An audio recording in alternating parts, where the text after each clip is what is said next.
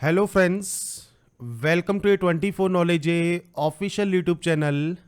आज के इस वीडियो में हम बात करेंगे एसएससी स्टाफ सिलेक्शन कमीशन की न्यू रिक्रूटमेंट नोटिफिकेशन के ऑनलाइन फॉर्म अप्लाई प्रोसेस के बारे में।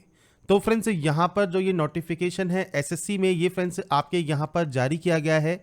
Notice for constable GD in central armed police force CAPF SSF rifle GD in Assam rifle and sepoy in narcotics control bureau exam 2022 के लिए। इसके लिए friends आप ऑनलाइन आवेदन कर सकते हैं। कैसे आवेदन करना है इसके बारे में हम बात करेंगे इस वीडियो में। और इस वीडियो को स्टार्ट करने से पहले अगर अभी तक आपने हमारे चैनल को सब्सक्राइब नहीं किया है, सब्सक्राइब करें, शेयर करें, लाइक करें, जिससे आपको आने वाली सारी अपडेट्स मिल सके। तो यहाँ पर देखिए फ्रेंड्स, ये इसका ऑफिशियल नोटिस है जिसके लिए आप अप्लाई कर सकते हैं ऑनलाइन 27 अक्टूबर 2022 से 30 नवंबर 2022 तक। तो यहाँ पर आपको जो इस वैकेंसी से रिलेटेड जानकारी है वो आपको वीडियो डिस्क्रिप्शन में देखने को मिल जाएगी। यहाँ पर आपको कुछ इंस्ट्रक्शंस दिए गए हैं, इंस्ट्रक्शंस को आप पढ़ सकते हैं।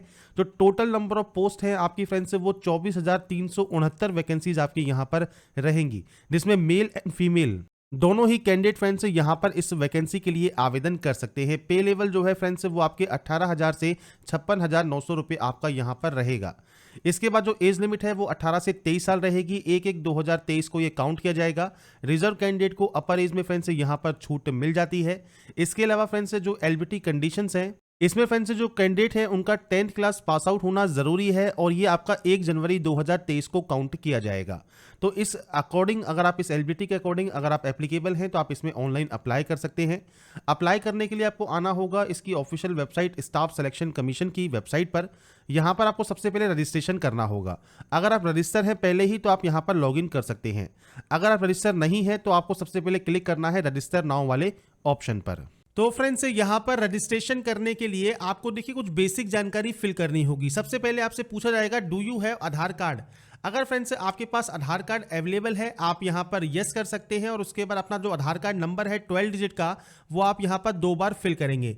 अब मान लीजिए आपके पास आधार कार्ड नहीं है या फिर आप किसी कंडीशन की वजह से आप मल्टीपल रजिस्ट्रेशन कर रहे हैं और आधार कार्ड नंबर यहाँ पहले से ही बता रहा है कि प्रोवाइडेड है, आपका अवेलेबल है, तो आपको यहाँ पर करना क्या है, आपको नो करना है। और उसके बाद यहाँ पर टाइप ऑफ आईडी में आप कोई भी अदर आईडी सेलेक्ट कर सकते हैं, चाहे ड्राइविंग लाइसेंस हो, पैन कार्ड हो, पासपोर्ट हो, वोटर आईडी हो, कोई भी ऑप्शन को आप सेलेक्ट कर लेंगे, उसका नंबर आप यहाँ पर दे देंगे।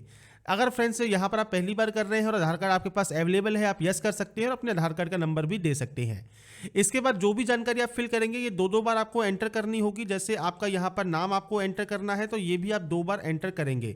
2 बार एंटर करने का मतलब यही है, फायदा यही है कि आपका कोई भी गलती होगी वो यहीं पर ही आपको पकड़ में आ जाएगी। इसके बाद है आपने कभी अपना नाम चेंज किया है तो यस करके अपना बदला हुआ नाम दे सकते हैं, नहीं तो नो करेंगे। इसके बाद यहाँ पर है आपका फादर नेम जो कि आप यहाँ पर एंटर करने वाले हैं, इस भी आपको 2 बार एंटर करना है। उसके बाद आपका जो मदर नेम है वो आपको यहाँ पर एंटर करना है और ये भी 2 बार आप एंटर करेंगे। इसके बाद है आपका DOB section, date of birth section, जो कि मैट्रिकुलेशन सर्टिफिकेट के अकॉर्डिंग आएगा। तो यहाँ पर फ्रेंड्स इस कैलेंडर पर आपको क्लिक करना है और यहाँ से आपकी जो भी डेट ऑफ बर्थ है वो आप यहाँ से सेलेक्ट कर सकते हैं। और ये भी फ्रेंड्स आपको देख रहे होंगे 2 बार ही आपको सेलेक्ट करने को मिलता है, तो आपको आपके अकॉर्डिंग जो भी आपका डेट ऑफ बर्थ है वो आप सेलेक्ट कर सकते हैं। अब इसके बाद है आपको आपकी क्वालिफिकेशन डिटेल। अब क्वालिफिकेशन में भी सिर्फ 10 की डिटेल, ये ध्यान रखिएगा। आप चाहे फॉर्म सीजीएल का भरें, एमटीएस का भरें या फिर आपको जेई का भरें, कुछ भी फॉर्म भरें, स्टेनो का भरें, आपको रजिस्ट्रेशन में 10 की डिटेल ही फिल करनी होती है। इसमें फ्रेंड्स सबसे पहले आपको यहाँ पर आपका एजुकेशन बोर्ड सेलेक्ट करना है। तो बोर्ड्स की देखिए सारी लिस्ट आपको यहाँ मिल जाती है। आपके अकॉर्डिंग जो भी आपका बोर्ड है वो आप यहाँ पर सेलेक्ट कर लेंगे और ये सेम आपको 2 बार ही यहाँ पर सेलेक्ट करना होगा।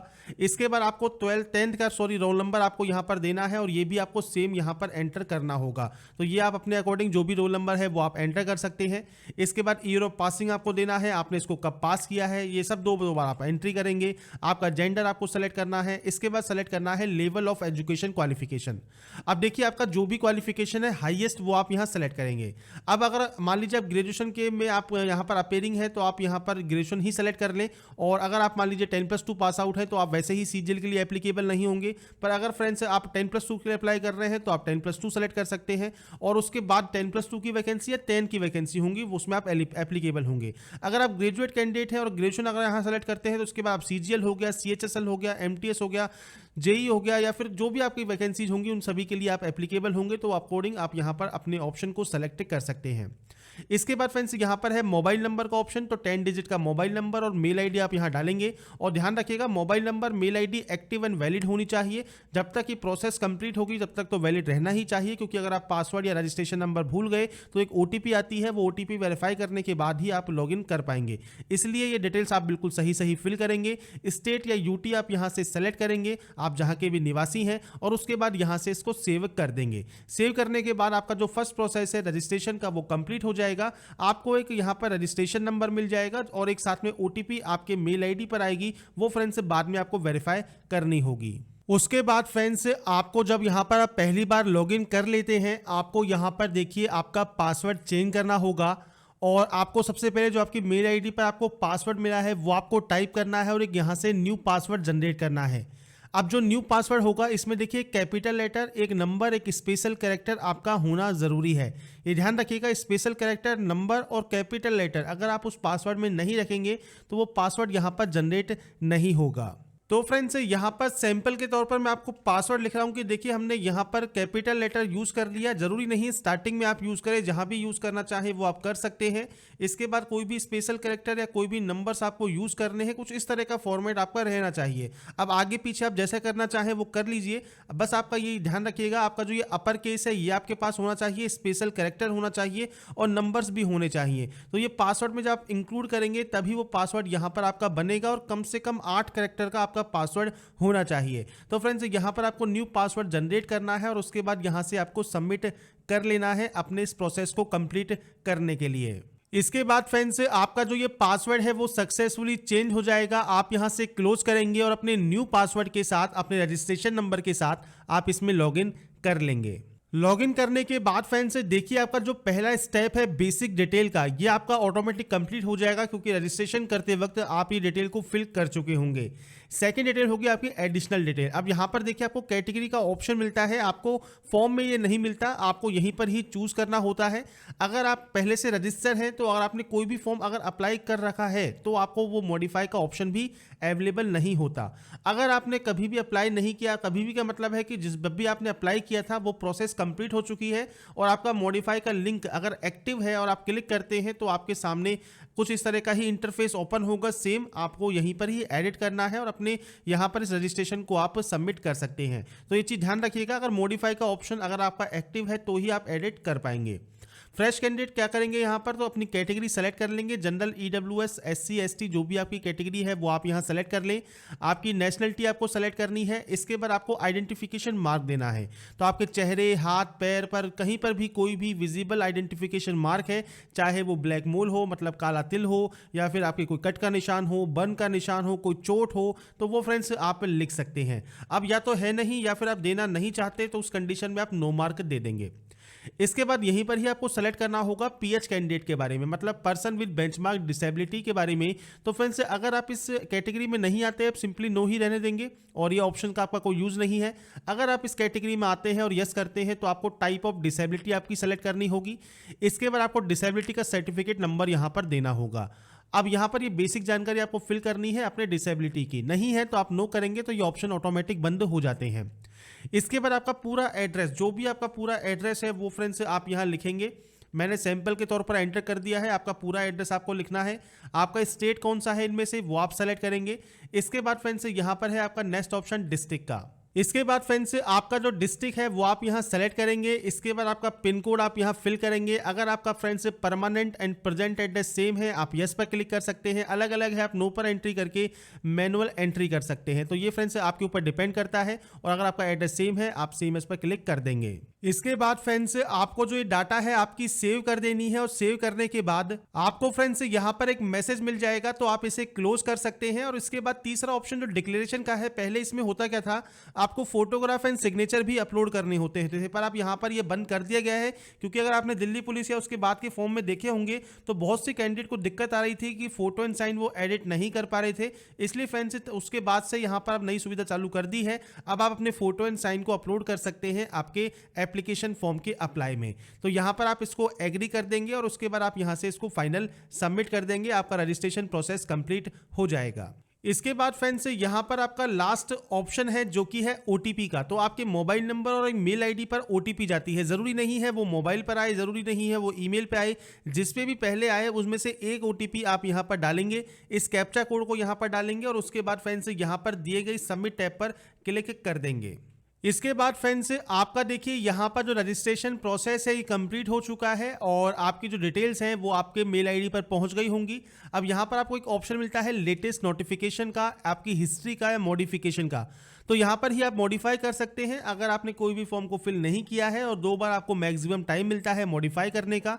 और इसके बाद फ्रेंड्स आप लेटेस्ट नोटिफिकेशन वाले सेक्शन पर क्लिक करेंगे अप्लाई करने के लिए। इसके बाद फ्रेंड्स आपको यहाँ पर देखिए constable GD in central armed police force का जो अप्लाई लिंक है वो आपको मिल जाएगा। आपको इस अप्लाई वाले ऑप्शन पर क्लिक करना होगा। क्लिक करने के बाद फ्रेंड्स आपकी जो डिटेल्स हैं वो आपको यहाँ पर फिलअप मिलेंगी। इसके बाद फ्रेंड्स आप स्क्रॉल करते हुए नीचे आएंगे और यहाँ पर आपसे पूछा गया है अगर आप एक्स सर्विसमैन है तो यस कर सकते हैं। आपकी डेट ऑफ ज्वाइनिंग क्या है, डेट ऑफ डिस्चार्ज क्या है, ये आपको बताना होगा, नहीं तो आप यहाँ पर नो कर सकते हैं। इसके अलावा आपने कभी बेनिफिट लिया है एज ए एक्स सर्विसमैन तो आप यहाँ पर यस या नो कर सकते हैं। अगर आप एज में छूट चाहते हैं तो यस कर सकते हैं और किस वजह से छूट चाहते हैं वो आप यहाँ पर सेलेक्ट कर पाएंगे, नहीं तो आप यहाँ पर नो कर सकते हैं। एनसीसी कैडेट हैं अगर आप तो यहाँ पर यस या नो कर सकते हैं।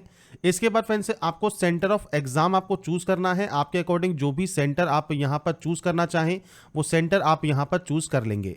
अब यहाँ पर जो सेंटर्स हैं वो फ्रेंड्स आपको 3 सेंटर चूज करने हैं। इसके बाद है स्टेट या यूटी ऑफ डोमिनियल। तो आपका जो स्टेट या यूटी है डोमिनियल का वो क्या है वो आपको यहाँ पर सेलेक्ट करना होगा। तो आपका जो स्टेट ऑफ डोमिनियल है वो आप सेलेक्ट करेंगे। इसके बाद आपको डिस्ट्रिक्ट ऑफ डोमिनियल आपको यहाँ पर सेलेक्ट करना है। यहाँ पर सेलेक्ट करने के बाद फ्रेंड्स आप माइग्रेंट हुए हैं किसी स्टेट या यूटी से किसी अनदर स्टेट या यूटी में तो आप यहाँ पर यस कर सकते हैं, नहीं तो आप यहाँ नो करेंगे। इसके अलावा फ्रेंड्स यहाँ पर आपसे पूछा गया है जो रिजर्वेशन का जो बेनिफिट है स्टेट या यूटी आपकी जो ओरिजिन है उसका फ्रेंड्स आप अगर यहाँ पर जो है रिलैक्सेशन लेना चाहते हैं तो यस कर सकते हैं, नहीं तो आप यहाँ पर नो करेंगे। तो यहाँ पर बस फ्रेंड्स आपको इस ऑप्शन का यूज करने से पहले अगर आपका ये एक्टिवेट ऑप्शन है तो आपको बस ये ध्यान रखना है अगर आप बेनिफिट लेना चाहते हैं, रिजर्वेशन लेना चाहते हैं आपके स्टेट या यूटी ऑफ ओरिजिन का तो आपको यस करना है। अगर आप यहाँ पर नो करते हैं तो आपको जो कंसीडर किया जाएगा वो जनरल या ईडब्ल्यूएस में किया जाएगा। इसके बाद है स्टेट या यूटी ऑफ ओरिजिन जो कि आप यहाँ पर सेलेक्ट करेंगे और डिस्ट्रिक्ट ऑफ ओरिजिन आपको यहाँ पर सेलेक्ट करना होगा। इसमें फ्रेंड्स नीचे आपको ऑप्शन मिलता है आप यहाँ पर नक्सल अफेक्टेड डिस्ट्रिक्ट से बिलोंग करते हैं तो आप यहाँ पर यस या नो कर सकते हैं। अगर आप यहाँ पर बॉर्डर डिस्ट्रिक्ट से बिलोंग करते हैं तो यस या नो कर सकते हैं। इसके बाद आपको प्रेफरेंस ऑफ पोस्ट आपको यहाँ पर देनी होगी। अब पोस्ट डिटेल फ्रेंड्स आपकी क्या है तो देखिए बीएसएफ में आपको पोस्ट कोड है आपका ए, इसके बाद सीआईएसएफ में है आपका बी, सीआरपीएफ में है आपका सी। तो इस तरह से A B C D E F G H आपको फ्रेंड्स इस तरह से आपको यहाँ पर जो प्रेफरेंस है वो दी गई है। आपको सारी जो प्रेफरेंस है वो आपको यहाँ पर फिल करनी होगी। अब आपके अकॉर्डिंग जो भी प्रेफरेंस आप यहाँ पर देना चाहें वो आप फ्रेंड्स यहाँ पर इस तरह से दे सकते हैं। अब ये सारी जो प्रेफरेंस है वो आपको यहाँ पर देनी होगी। अब आगे पीछे जैसे भी इसको एंटर करना चाहें वो आप कर सकते हैं।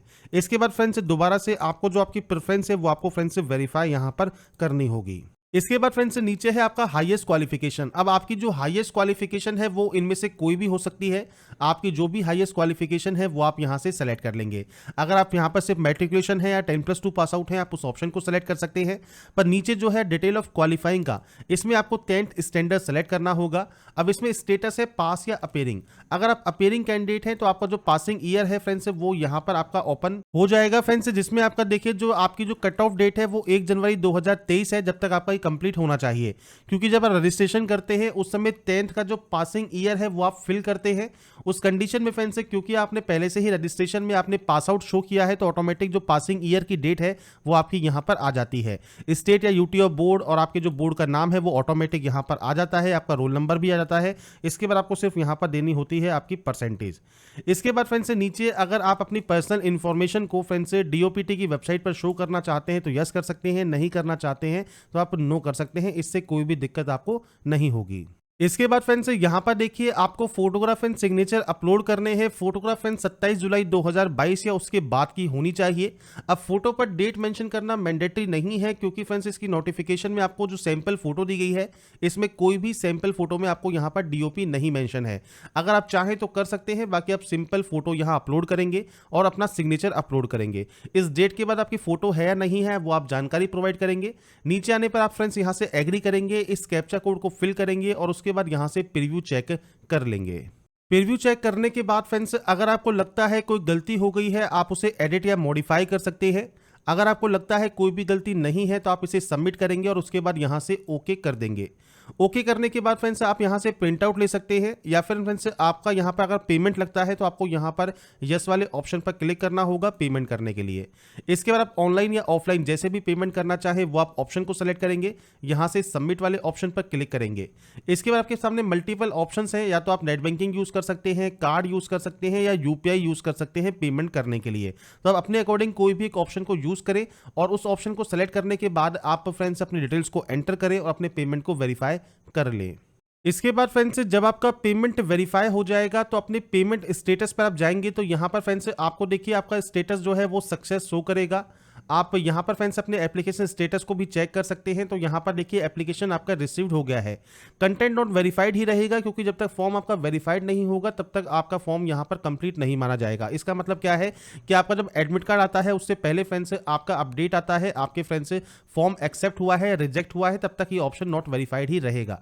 अब आपको फ्रेंड्स इसका प्रिंट लेना है तो आपको दिए गए इस प्रिंट वाले लिंक पर क्लिक करना है और उसके बाद फ्रेंड्स आप अपना जो फाइनल प्रिंट आउट है वो निकाल कर अपने पास रख सकते हैं फ्यूचर यूज के लिए, फ्यूचर रेफरेंस के लिए।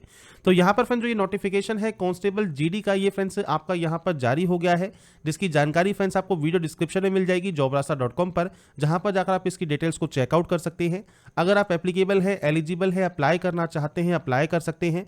और अगर आपको हमारा ये वीडियो पसंद आया है और आप चाहते हैं ऐसे ही अपडेट्स आपको लगातार मिल सके तो फ्रेंड्स लाइक सब्सक्राइब शेयर जरूर कीजिए और बाकी की जानकारी के लिए ऐसे ही बने रहिए हमारे साथ, देखते रहिए हमारा YouTube channel. Thanks for watching.